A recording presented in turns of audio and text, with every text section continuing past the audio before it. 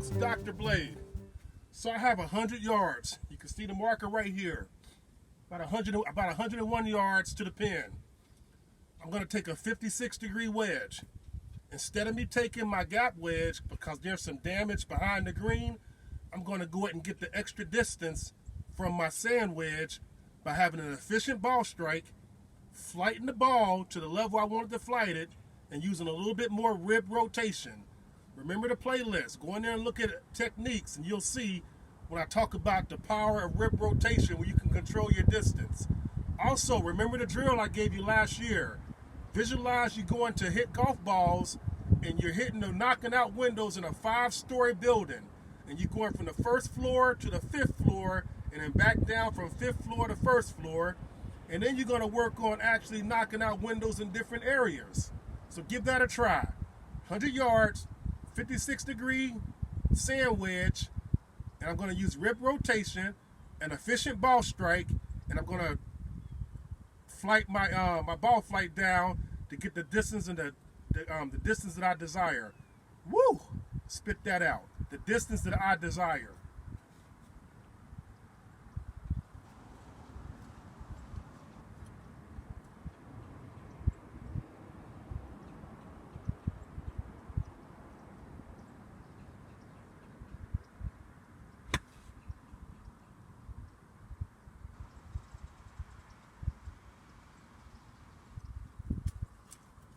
Okay, take you up here and let you see what I'm talking about. All right. So again, the technique is the 100-yard marker. The technique is efficient ball strike using your rib rotation, which is going to control your distance. Through improved rib rotation, you can gain another 7 to 8 yards per club just by using your rib rotation. And here you go, pin high with the ball. Instead of going beyond the green with a sand wedge, now I'm below the putt, I'm below the cup. I can hit a nice little shot up in there. You know, I can control this putt, and I can get out of here with an easy par. Okay, you may even sink the birdie. But this time, you know what? It's a good shot, because if you look back here, you're dead. You're dead all back there, all right?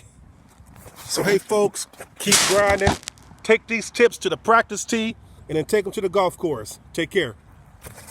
100-yard shots with a 56-degree sand wedge, straight loft, using rib rotation, an efficient ball strike, and flighting the ball where I can gain extra distance.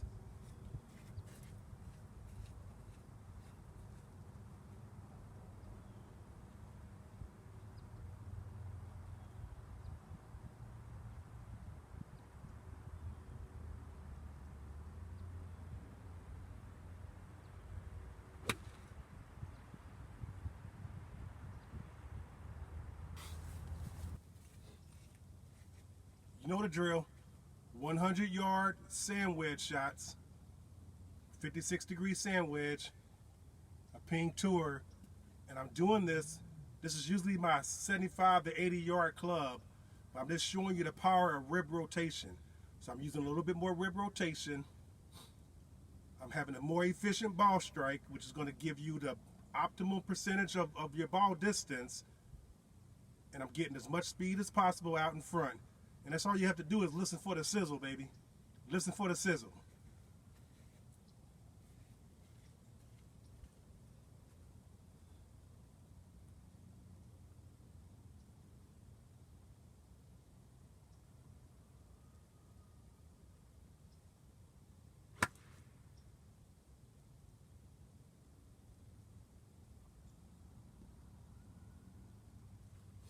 I mean, just make sure you're just taking that to the practice range, improving your rib rotation, getting as much speed out as much speed out. I'm so tongue-tied today. Improving your rib rotation, getting as much speed as possible out in front of you, becoming a better and a more efficient ball striker, and you'll be able to start gaining your distances like the better players do. When you say, how are these players hitting that ball that far?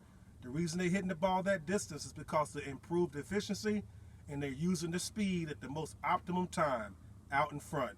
Keep grinding.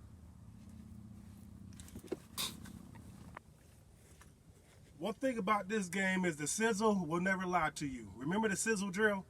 The sizzle drill is making sure you start improving the sizzle away from you.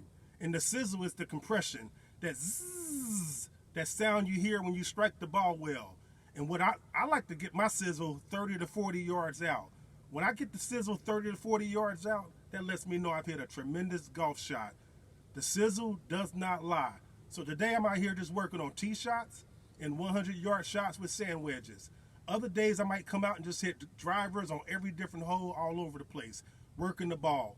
Other days I'll drop the ball at different locations. Sometimes I'll come out and I'll play 8, 9 holes, and then I'll start working on something else. The reason is because I spend most of my time on the practice tee with clients. So when I have my free time, I don't like being on the practice tee. I like coming on the golf course and working on actual golf shots. But again, the sizzle will not lie. Listen for the sizzle. 100 yards, 56-degree sand wedge, improved rib rotation, an efficient ball strike, and as much speed as possible out in front.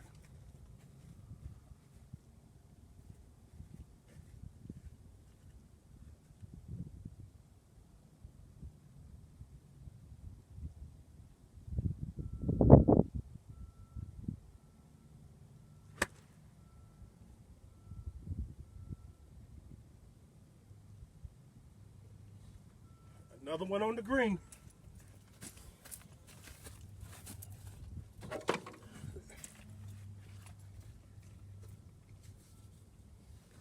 And that's my goal today, is just to hit 100-yard shots.